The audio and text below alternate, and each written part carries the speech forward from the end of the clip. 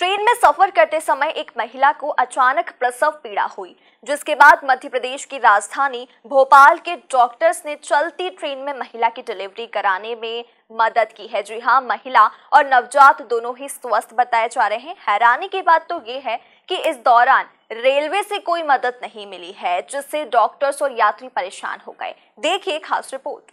जानकारी के मुताबिक गाड़ी संख्या 12322 से महिला यात्री निकहत परवीन पति इम्तियाज अंसारी निवासी झारखंड AC3 कोच के D5 में यात्रा कर रही थी। महिला गर्भवती थी।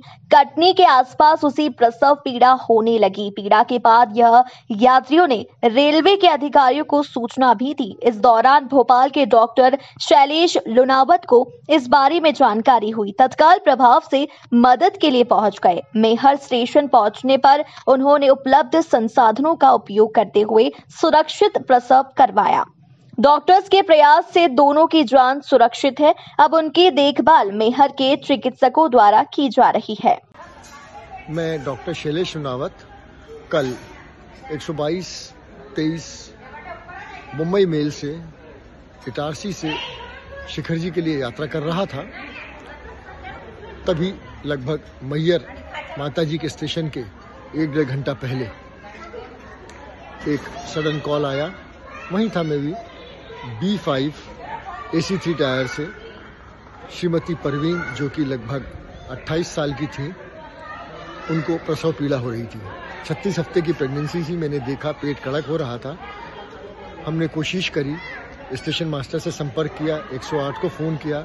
उनका कहना था कि हम सतना के पहले एम्बुलेंस आपको प्रोवाइड नहीं करवा पाएंगे। स्टेशन मास्टर से फिर से बात करी तो बोले आप किसी तरीके से मैनेज कर लीजिए, हम मैयर में उतार लेंगे मरीज को। लेकिन मैयर आने के आधा पौन 45 मिनट पहले लगभग बहुत ही ज़्यादा प्रसव पीड़ा होने लगी मरीज को।